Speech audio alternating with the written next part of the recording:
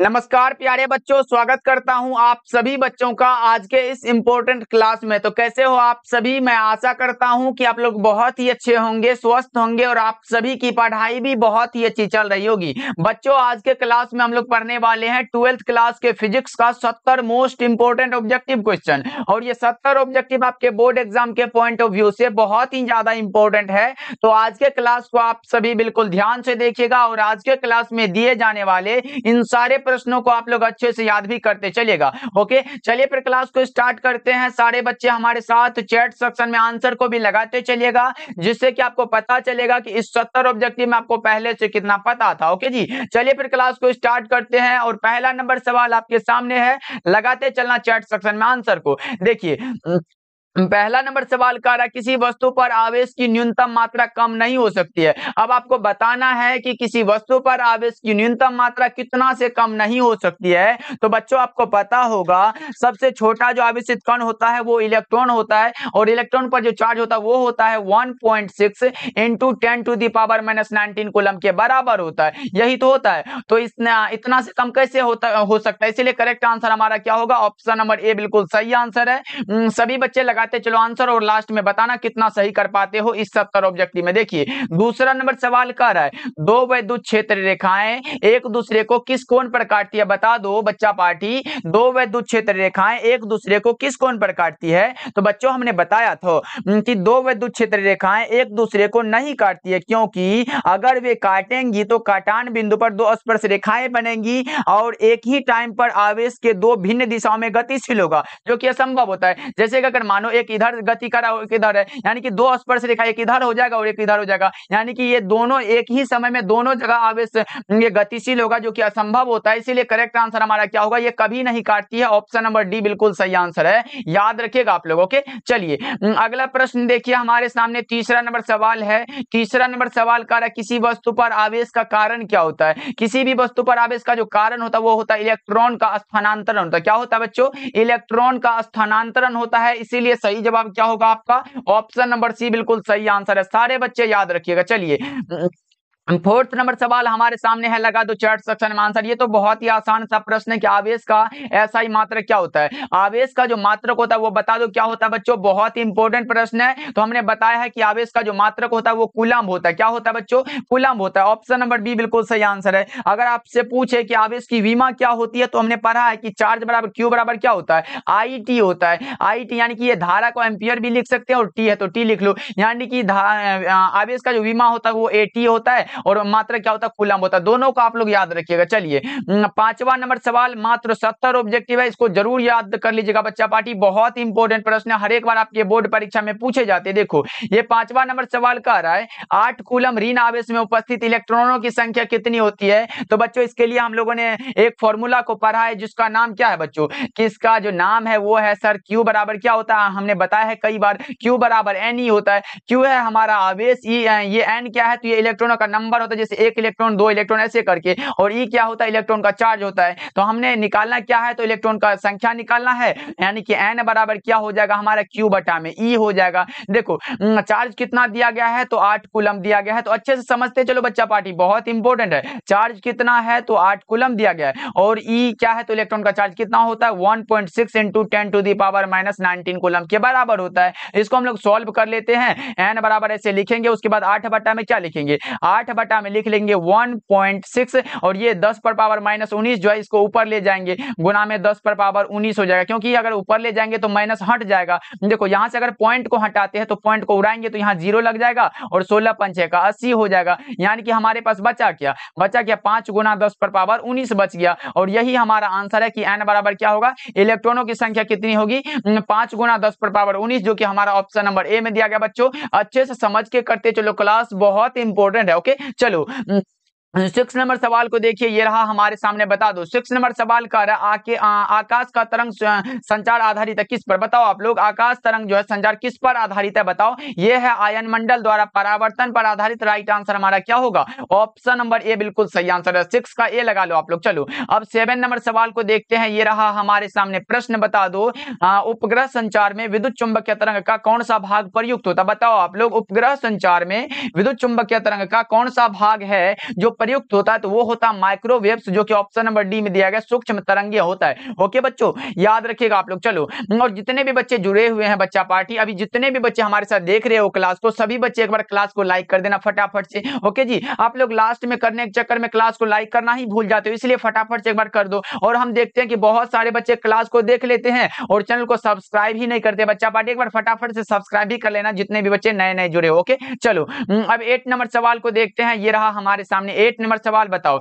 8 number सवाल कह रहा है, देखो क्या कह रहा है, रेडियो एवं टेलीविजन प्रसारण में सूचना संकेत का रूप कौन सा होता है? तो वो हमारा होता है एनालॉग सिग्नल, जो कि ऑप्शन नंबर ए में हमें दिखाई दे रहा है। 8 का correct answer option number A हो जाएगा। चलो, अब 9 नंबर सवाल को देखते हैं। ये रहा हमारे सामने। बच्चा पार्टी आंसर लगाते चलना, लास्ट में पूछेंगे आप लोग सही कितना कर पाते हो। देखिए 9 नंबर सवाल करा, दशमिक संख्या 18 का द्विआधारी तुल्यांक क्या होता है? हम निकालना जानते हैं बच्चा पार्टी, हमने हर एक क्लास में बता चुका है। 18 का निकालना है तो ऐसे 2 से भागा देते चलना है, तो 2 से दे लेते हैं। उसके बाद 18 का आधा क्या हो, 9 हुआ, तो 9 दूना का 18, शेष कुछ नहीं बचा, 0 लिख लेंगे। उसके बाद फिर 2 से लगाओ, 2 दूना के 4 दूना के 8 होता है, 4 दूना 8, यहाँ एक जो शेष बचा वो यहाँ पे लिख लो। उसके बाद फिर लगाओ 2 से, 2 दूना के 4, कुछ नहीं बचा, 0 लिख लो। फिर 2 से लगाओ, 2 एक कम 2 और कुछ नहीं बचा, 0 लिख लो। यानी कि 10010, यानी कि नीचे से ऊपर की ओर लिखते, यानी कि 1 हुआ, 0010। यही तो है हमारा कौन सा दिया गया ऑप्शन में, तो ऑप्शन नंबर सी हमारा बिल्कुल सही आंसर है।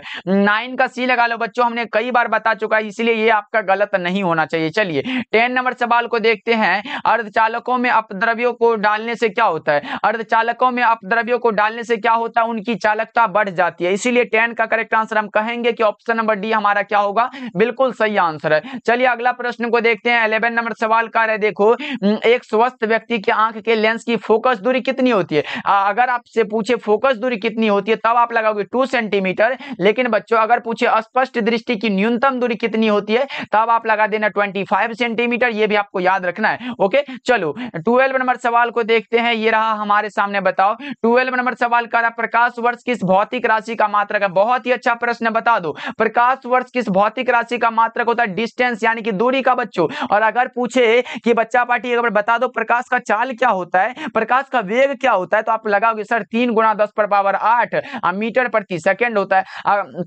और 2 नंबर में आपके बोर्ड एग्जाम में पूछा जाता है कि बच्चों बता दो प्रकाश वर्ष क्या है, आप क्या समझते हो इससे, तो आप लगा देना 1 वर्ष में प्रकाश के द्वारा निर्वात में तय की गई दूरी को प्रकाश वर्ष कहते हैं। और 1 वर्ष के लिए अगर पूछे बच्चों, इसी में क्या करना, 1 वर्ष के लिए निकाल के लगा देना कि सर प्रकाश का, अगर प्रकाश वर्ष का मान पूछे तो क्या होगा, वो हमारा होता है 9.46 गुना 10 पर पावर क्या होता है 15 मीटर होता है। ये भी आप लोग याद रखिएगा, ये 1 वर्ष के लिए है और ये 1 सेकंड के लिए है, दोनों का आप लोग याद रखिएगा। चलिए अब 13 नंबर सवाल देखिए क्या कर रहा है। 13 नंबर सवाल कर रहा है उत्तल लेंस के द्वारा निम्नलिखित में कौन सा दृष्टि दोष को दूर किया जाता है? देखो यहाँ पे कन्वेक्स लेंस दिया गया, इसीलिए हम दूर दृष्टि दोष, उत्तल लेंस के द्वारा दूर दृष्टि दोष को दूर करते हैं, अवतल लेंस के द्वारा निकट दृष्टि दोष को दूर करते हैं, जरा दृष्टि दोष को बायफोकल लेंस द्वारा दूर करते हैं, और अबिंदुकता बेलनाकार लेंस के द्वारा दूर होता है। ये सारी की चीजों आप लोगों को याद रखिएगा। ओके चलो 14 नंबर सवाल का है, देखो 14 नंबर सवाल कुछ इस प्रकार का है कि प्रकाश के रंग का कारण क्या होता है? प्रकाश के रंग का कारण है इसकी आवृत्ति। क्या है बच्चों? प्रकाश के रंग का कारण क्या है? इसकी आवृत्ति है। आपका सही आंसर हो जाएगा ऑप्शन नंबर ए। चलिए 15 नंबर सवाल को देखिए। ये रहा हमारे सामने। सामान्य समायोजन में खगोलीय दूरदर्शक की नली की लंबाई होगी, क्या होगी? सामान्य समायोजन में खगोलीय दूरदर्शक की नली की जो लंबाई होती है वो होती है FO प्लस FE। क्या होता है बच्चों? FO plus FE। Correct answer हमारा क्या होगा? ऑप्शन नंबर डी हो जाएगा, याद रखिएगा आप लोग। चलो अगला प्रश्न को देखिए। अगला प्रश्न हमारे सामने कुछ इस प्रकार का है। 16 नंबर सवाल बताओ। 16 नंबर सवाल देखिए क्या कह रहा है। 16 नंबर सवाल का है, जैसे जैसे द्रव्यमान संख्या बढ़ती है तो उसी के साथ साथ निम्न में से नाभिक से संबंधित किस राशि का परिवर्तन नहीं होता है? वो घनत्व परिवर्तित नहीं होता है बच्चों। ऑप्शन सी बिल्कुल सही आंसर, यानी कि डेंसिटी जो है ये कभी भी परिवर्तित नहीं होता, यानी कि ये अपरिवर्तित रहता है। चलिए अगला प्रश्न हमारे सामने है। अगला प्रश्न 17 नंबर सवाल का है, देखो आइंस्टीन का द्रव्य ऊर्जा समतुल्यता का संबंध क्या होता है? ये ऊर्जा द्रव्यमान जो है ये ऊर्जा के समतुल्य है, ये आइंस्टीन ने कहा था। कौन सा फॉर्मूला है? तो E बराबर क्या होता है, mc² होता है, यही तो है। तो कौन सा ऑप्शन में दिया गया, ऑप्शन नंबर ए बिल्कुल सही आंसर, याद रखिएगा। और ये किसने कहा है, तो आइंस्टीन साहब ने। चलिए 18 नंबर सवाल को देख लेते हैं। 18 नंबर सवाल कुछ इस प्रकार का है कि परमाणु के भीतर धनावेशित सूक्ष्म भाग को क्या कहते हैं। परमाणु के भीतर धनावेशित सूक्ष्म भाग को हम लोग क्या बोलते हैं, नाभिक बोलते हैं। बच्चों यहां से एक प्रश्न और भी आता है आपके बोर्ड परीक्षा में कि नाभिक की त्रिज्या की कोटि क्या होती है, बताओ आप लोग। अगर पता हो तो चैट सेक्शन में एक बार लगा दो, नाभिक की त्रिज्या की कोटि कितनी होती है। वो होता है हमारा 10⁻⁻15 मीटर होता है, याद रखिएगा बच्चों, बहुत इंपॉर्टेंट है, बहुत इंपॉर्टेंट है। ये भी आपके बोर्ड परीक्षा में पूछा गया कि नाभिक की त्रिज्या की कोटि कितनी होती है, आप लगाओगे सर 10⁻⁻15 मीटर होता है। ओके चलो अब अगला प्रश्न को देखिए। 19 नंबर सवाल का परमाणु सिद्धांत किसके द्वारा दिया गया। परमाणु का जो सिद्धांत है ये किसके द्वारा दिया गया। 19 का सही जवाब बता दो, फटाफट से लगा दो चैट सेक्शन में आंसर। पदार्थों की संरचना से संबंधित जो है इन्होंने दिया था, कौन दिया था ये पूछा गया, तो ये डाल्टन साहब ने दिया था। अगर पूछे कब दिया था, 1803 में दिया था बच्चों, ये भी आप लोग याद रखिएगा। ये परमाणु की पदार्थों की संरचना से संबंधित है। चलो अगला प्रश्न को देखिए। 20 नंबर सवाल का है, देखो 20 नंबर सवाल का है, थॉमसन विधि द्वारा ज्ञात किया जाता है इलेक्ट्रॉन का। थॉमसन विधि द्वारा क्या ज्ञात किया जाता है इलेक्ट्रॉन का, तो इलेक्ट्रॉन का आवेश तथा द्रव्यमान का अनुपात को ज्ञात किया जाता है। तो आपको पता होगा कि ऑप्शन नंबर डी आपका सही आंसर हो जाएगा। आवेश क्या हो जाएगा, तो आवेश होता है हमारा 1.6 × 10⁻⁻19 कूलम होता है। और ये द्रव्यमान का अनुपात पूछा गया, तो द्रव्यमान का कितना होता है, 9.1 × 10⁻31 kg होता है। यहाँ पे लिख भी देते बच्चों, द्रव्यमान पूछा गया 9.1 × 10⁻31 kg होता है। ये भी दोनों को याद रखिएगा, ये कूलम में होता है और ये kg में होता है, दोनों को आप लोग याद रख लोगे। चलो अगला प्रश्न को देखिए। अगला प्रश्न हमारे सामने 21 नंबर सवाल का है, देखो प्रकाश किरण के तीखे कोण से मुड़ने की घटना को क्या कहते हैं, बताओ आप लोग। प्रकाश किरण के तीखे कोण से मुड़ने की घटना को हम लोग क्या बोलते हैं, विवर्तन बोलते हैं, डिफ्रैक्शन बोलते हैं। करेक्ट आंसर आपका क्या होगा, ऑप्शन नंबर बी बिल्कुल सही आंसर है। चलिए 22 नंबर सवाल देखिए, ये रहा हमारे सामने बच्चों, लगा दो। निम्नलिखित में कौन सबसे उत्तम एक वर्ण प्रकाश का स्रोत है, बताओ आप लोग। निम्नलिखित में कौन सा है जो सबसे उत्तम एक वर्ण प्रकाश का स्रोत है, वो हमारा लेजर होता है। लेकिन बच्चों अगर हम आपसे एक प्रश्न पूछे कि लेजर का आविष्कार कब हुआ था, तो क्या आप लगा पाओगे। 22 का एक बार बता दो, लेजर का आविष्कार कब हुआ था। ये 1960 में हुआ था बच्चों, याद रखिएगा, बहुत ही अच्छा प्रश्न है। अगर पूछ दे लेजर का आविष्कार कब हुआ था, 1960 में। चलो अगला प्रश्न को देखिए।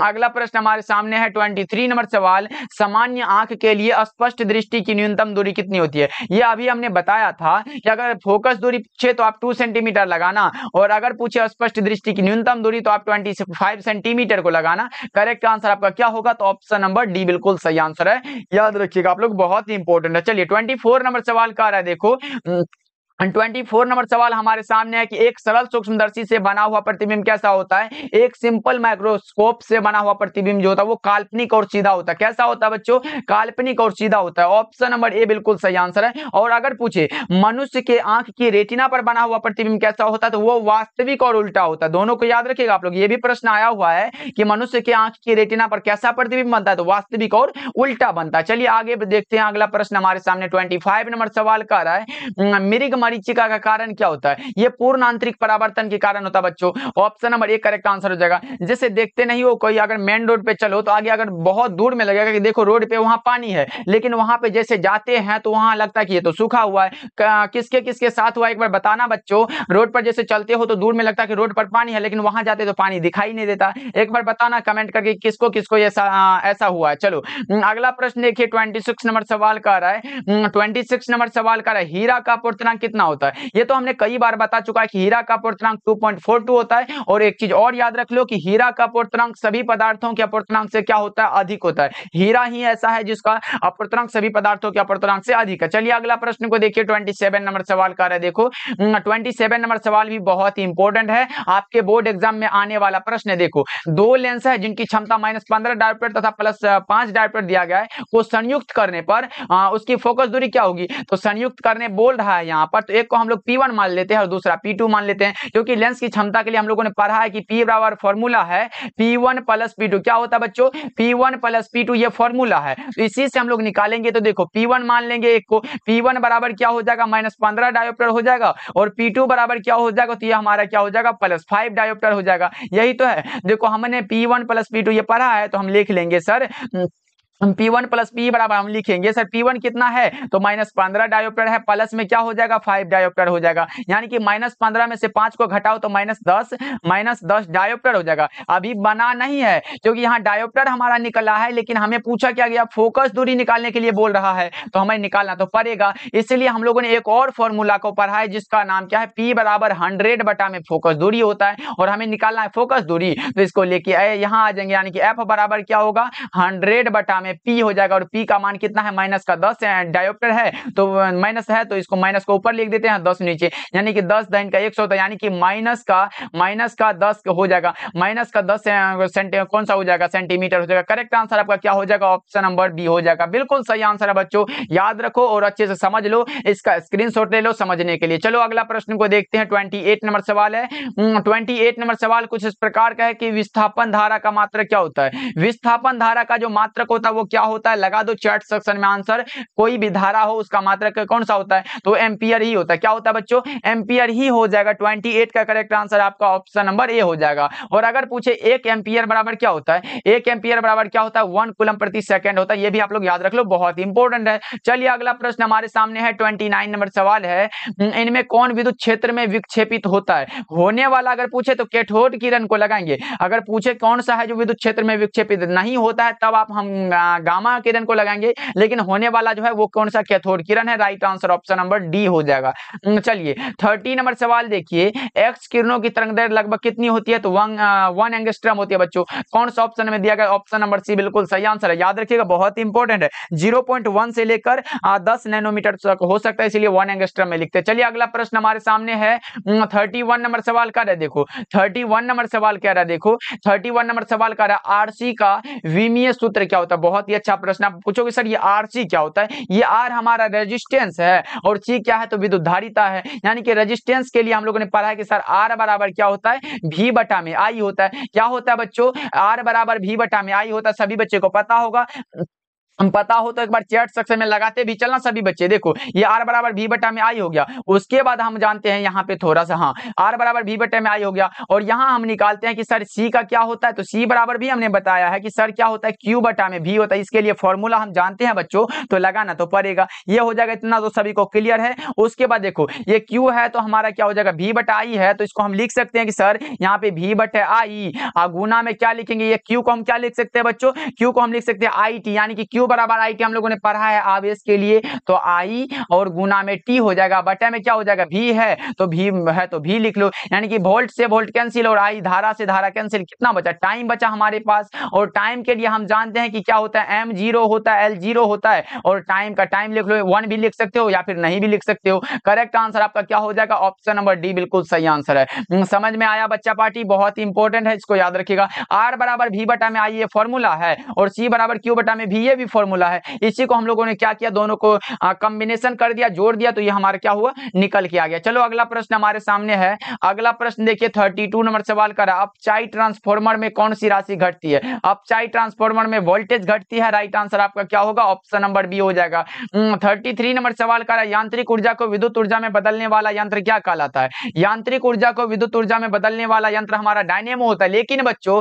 अगर पूछे विद्युत ऊर्जा को यांत्रिक ऊर्जा में बदल रहा है वो क्या कहलाता है, वो मोटर कहलाता है, ये भी आप लोग याद रख लो। चलो अगला प्रश्न हमारे सामने 34 नंबर सवाल है, बच्चों एक भी प्रश्न नहीं छूटने देंगे, बस आप अच्छे से तैयारी तो कर लो, फिर उसके बाद आप रहोगे एग्जाम हॉल में और वो क्वेश्चन रहेगा। देखते हैं कैसा प्रश्न आता है। प्रतिघात का मात्रक क्या होता है, प्रतिघात रहे प्रतिरोध आए धारितीय प्रतिघात आए ये रहे सब प्रतिबाधा रहे सबका आप ओम लगा के आओ ना, सही हो जाएगा। चलो अगला प्रश्न हमारे सामने 35 नंबर सवाल है, बच्चों क्लास अच्छा लग रहा हो तो क्लास को लाइक भी करते चलना सभी बच्चे। ओके चलिए 35 नंबर सवाल का प्रत्यावर्ती धारा निम्न में से कौन सा प्रभाव प्रदर्शित करता है, तो उष्मीय प्रभाव प्रदर्शित करती है। करेक्ट आंसर क्या होगा ऑप्शन नंबर बी हो जाएगा। 36 नंबर सवाल देखिए, हेनरी किसका मात्रक होता है। हेनरी स्वप्रेरकत्व का या फिर प्रेरकत्व कह सकते हो, ऑप्शन नंबर बी बिल्कुल सही आंसर है, क्योंकि प्रतिघात का हमने बताया कि सर क्या होता है ओम होता है, और धारिता का क्या होता है तो फैराड होता है, ये हमने बता चुका है, और ये प्रतिरोध का भी क्या होता है ये ओम ही होता है, तो हमारा correct answer option number B हो जाएगा।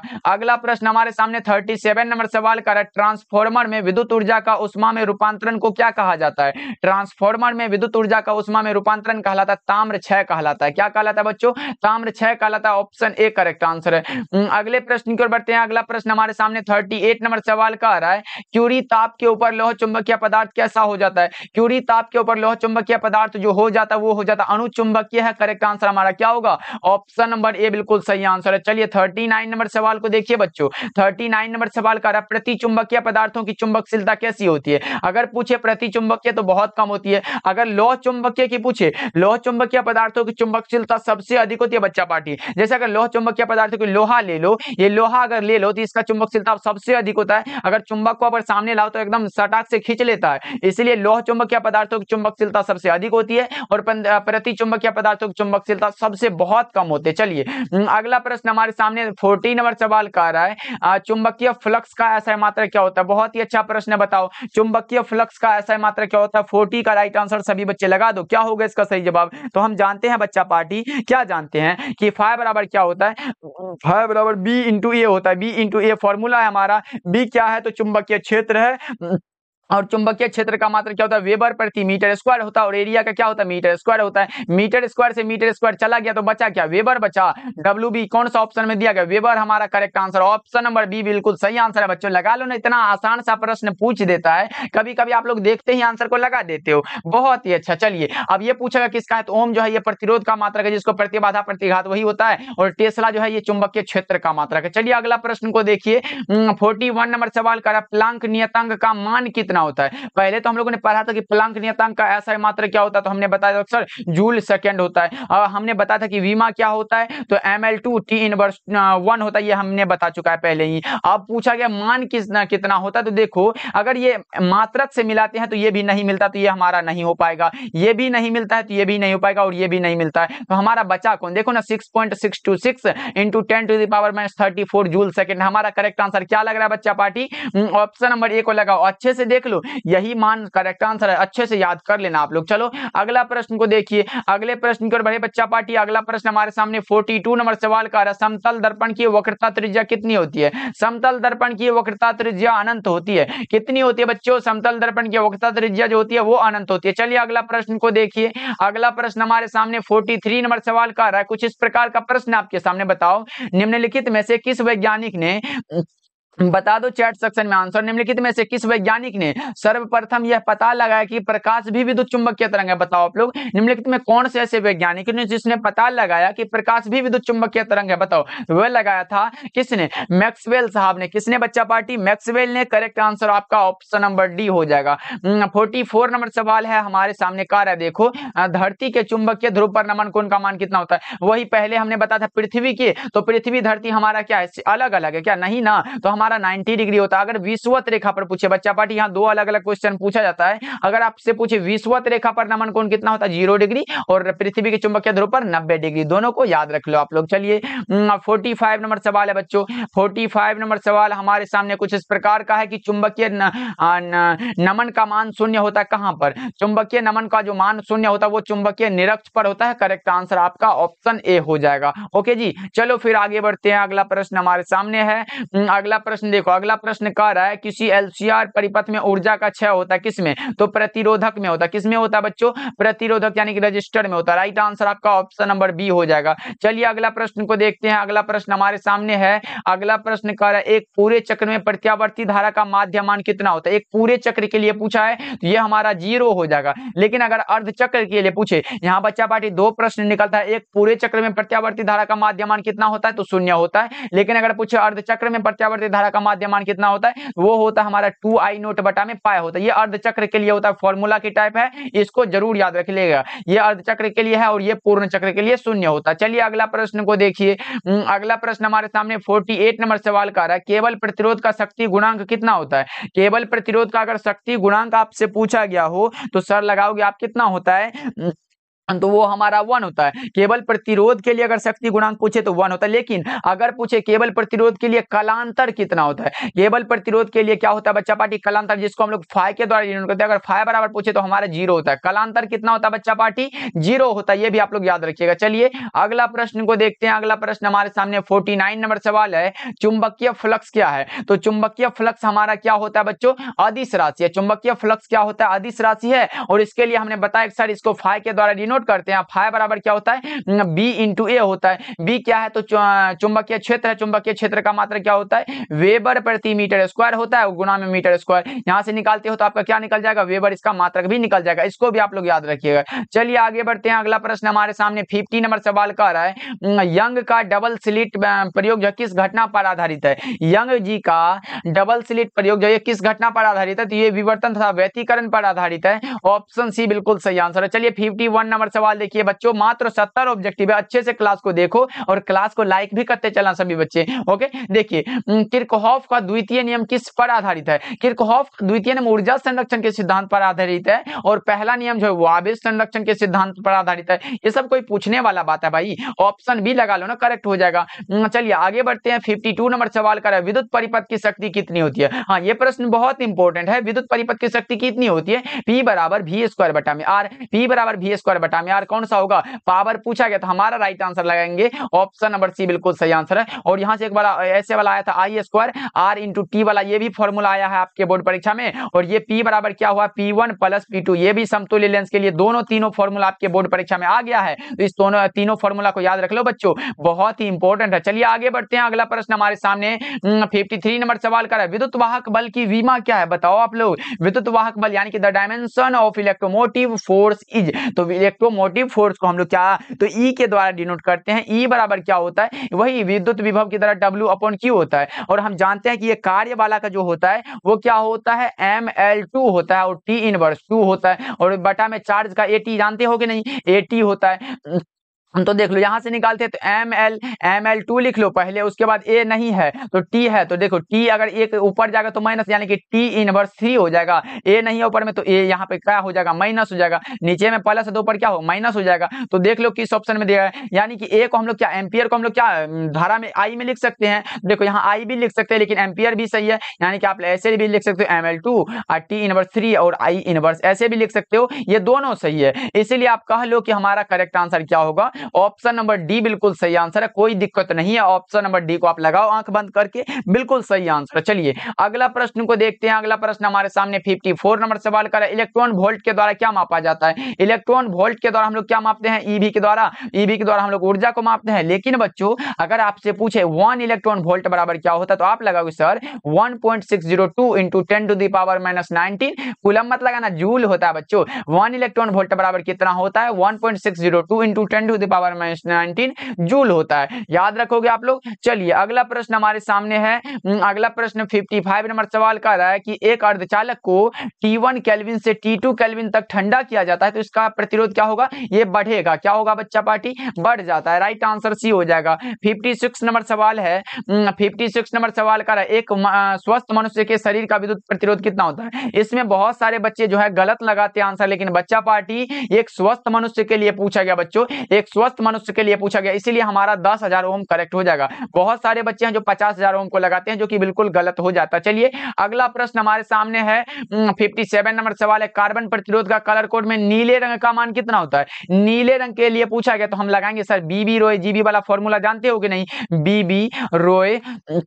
बीबी रोय जीबी वाला फॉर्मूला निकालो। यहाँ 1 0 हो जाएगा, 1 होगा, 2 होगा, 3 होगा, 4 होगा, 5 होगा, 6 हो जाएगा। देखिए ये ब्लैक के लिए है, ये ब्राउन है, ये रेड है, ये ऑरेंज है, ये येलो है, ग्रीन है और ये ब्लू है। हमें पूछा गया नीले रंग के लिए, ब्लू के लिए 6 होता है। राइट आंसर हमारा क्या होगा, ऑप्शन डी बिल्कुल सही आंसर है। याद रखिएगा ये सब बहुत इंपॉर्टेंट है। चलिए अगला प्रश्न हमारे सामने, मात्र जो याद रख लो बीबी रोय जीबी, बस इतना को याद रखोगे सारा निकल जाएगा। 58 नंबर सवाल कर 1 वाट बराबर क्या होता है। 1 वाट बराबर क्या होता है, हमने बताया कि 1 वाट बराबर क्या होता है सर, 1 जूल प्रति सेकेंड होता है, यही तो होता है। उसके बाद एक और हमने बताया कि सर 1 फैराड बराबर क्या होता है, 1 फैराड बराबर क्या होता है, 1 CV इनवर्स होता है, यानी कि कूलम प्रति वोल्ट, ये भी होता है। और हमने ये भी बताया कि सर 1 कूलम, अगर और कौन सा पूछा जाता है, 1 वाट बराबर पूछे, 1 वाट बराबर तो ये हो गया हमारा, तो आप बता दो कौन सा, 1 वोल्ट बराबर, हाँ ये भी पूछा जाता है कि 1 वोल्ट बराबर क्या लगाओगे आप लोग, 1 वोल्ट बराबर पूछे तो 1 जूल प्रति कूलम लगा देना। और हाँ एक और पूछा जाता है कि सर 1 एम्पियर बराबर कितना होता है, तो 1 एम्पियर बराबर पूछे वो हमारा 1 कूलम प्रति सेकंड होता है। ये चारों जो है लिख लो कॉपी में जगह हो, ये प्रश्न आता ही आता है आपके बोर्ड परीक्षा में। पहला हमने बताया 1 वाट बराबर 1 जूल पर सेकंड होता है, दूसरा बताया 1 फैराड बराबर 1 कूलम प्रति वोल्ट होता है, तीसरा बताया 1 वोल्ट बराबर 1 जूल प्रति कूलम होता है, और चौथा बताया 1 एम्पियर बराबर 1 कूलम प्रति सेकंड होता है। तीनों को याद रख लो, चारों को बहुत इंपॉर्टेंट है। अभी का जो करेक्ट आंसर वो क्या हो जाएगा, जूल प्रति सेकंड। करेक्ट आंसर हमारा सी में दिया गया है। 58 का करेक्ट आंसर क्या होगा, तो ऑप्शन नंबर सी हो जाएगा। चलिए आगे बढ़ते हैं। अगला प्रश्न हमारे सामने 59 नंबर सवाल है, निर्वात का परावैद्युत स्थिरांक कितना होता है। पहले हमसे पूछा गया पानी का परावैद्युत स्थिरांक कितना होता है, 80 होता है, हम जानते हैं। निर्वात का परावैद्युत स्थिरांक पूछे तो आप लोग क्या लगाओगे, सर ये 1 होता है, निर्वात का परावैद्युत स्थिरांक 1 होता है। लेकिन बच्चों अगर आपसे पूछे निर्वात का परावैद्युत सामर्थ्य क्या होता है, सामर्थ्य अनंत होता है। निर्वात का परावैद्युत सामर्थ्य क्या होता है बच्चा पार्टी, अनंत होता है। लेकिन निर्वात का परावैद्युत स्थिरांक पूछे तो 1 होता है। दोनों में बहुत अंतर है बच्चों, अच्छे से लिख लो। अगर पूछे परावैद्युत सामर्थ्य का मात्रक क्या होता है, वोल्ट प्रति मीटर होता है, ये भी आप लोग याद रख लो। याद रखने में कहा जाता है अच्छे से क्लास को देखो, अगर एक बार में याद नहीं हो तो 2 बार देखो, 3 बार देखो, लेकिन याद करके जाना। चलिए अगला प्रश्न देखिए, 60 नंबर सवाल है। 60 नंबर सवाल कर रहा है, देखो क्या कर रहा है, यदि किसी खोखले गोलीय चालक को धनावेशित किया जाए तो उसके भीतर का विभव क्या होता है, धनात्मक और समरूप होता है। राइट आंसर ऑप्शन बी हो जाएगा। 61 नंबर सवाल देखिए बच्चों, 61 नंबर सवाल करा है, निम्नलिखित में किस राशि का मात्रक वोल्ट प्रति मीटर होता है, बताओ आप लोग। 61 का राइट आंसर एक बार बता दो, निम्नलिखित में कौन सा है जिसका मात्रक वोल्ट प्रति मीटर होता है। तो हम जानते हैं कि सर क्या होता है, V बराबर E इंटू डी होता है। क्या होता है बच्चों, E इंटू डी होता है। हमें निकालना क्या होता है, E निकालना है, तो E बराबर क्या लिखेंगे, E बराबर हमारा क्या हो जाएगा, V बटा में D हो जाएगा। देख लो ये वोल्ट है तो यहाँ V का क्या होगा, वोल्ट हो जाएगा, वोल्ट लिख देंगे। उसके बाद ये D क्या है, दूरी है, तो दूरी हम मीटर में लिखते हैं, तो मीटर, यानी कि वोल्ट प्रति मीटर किसका निकला, E का। और E को हम लोग क्या बोलते हैं, तो विद्युत, ई को हम लोग लिखते हैं कि सर विद्युत क्षेत्र हो जाता है। विद्युत क्षेत्र देख लो कौन सा ऑप्शन में दिया गया, ऑप्शन नंबर डी बिल्कुल सही आंसर, याद रखिएगा।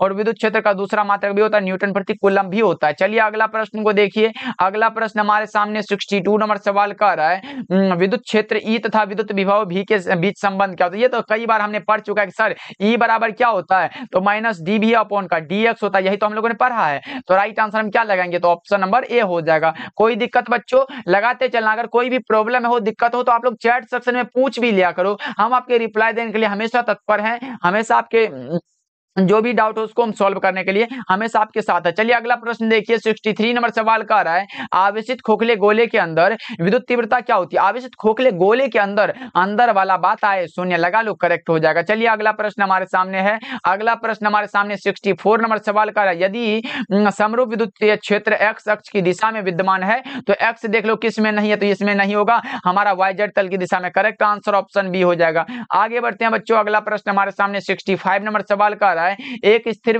विद्युत आवेश उत्पन्न करता है क्या। यहाँ पूछा गया, एक पहले पूछा गया था एक समान वेग से चलायमान आवेश उत्पन्न क्या करता है, वो करता है विद्युत चुंबकीय क्षेत्र उत्पन्न। लेकिन यहाँ पूछा गया है एक स्थिर विद्युत क्या उत्पन्न करेगा, वो केवल विद्युतीय क्षेत्र को उत्पन्न करता है। करेक्ट आंसर हमारा क्या होगा, ऑप्शन बी हो जाएगा, ओनली इलेक्ट्रिक फील्ड। चलिए आगे बढ़ते हैं, अगला प्रश्न हमारे सामने है, अगला प्रश्न 65 का क्या लगाए हो बच्चा पार्टी, ऑप्शन बी ही करेक्ट आंसर है। चलिए 66 नंबर सवाल का रहा है, देखो आपके सामने प्रश्न ये रहा, किसी घिरे हुए बंद पृष्ठ पर विद्युतीय फ्लक्स भीतर स्थित आवेश का क्या होता है, आवेश का 1/ε0 गुना होता है, और इसे है तो हम लोग गॉस का प्रमेय कहते हैं। तो देख लो कौन सा ऑप्शन नंबर ए में दिया गया। अगर 2 नंबर के लिए पूछे कि गॉस का प्रमेय क्या होता है, तो लिख देना किसी घिरे हुए बंद पृष्ठ पर विद्युतीय फ्लक्स भीतर स्थित आवेश का क्या होता है, आवेश का 1/ε0 गुना होता है, इतना लिख देना, 2 नंबर आपका मिल जाएगा, कोई काट नहीं सकता। चलिए 67 नंबर सवाल देखिए क्या कह रहा है, विद्युत का सबसे अच्छा चालक निम्नलिखित में कौन सा है। विद्युत का सबसे अच्छा चालक का नाम है चांदी। क्या है बच्चा पार्टी, चांदी संबंधी है। करेक्ट आंसर आपका ए हो जाएगा।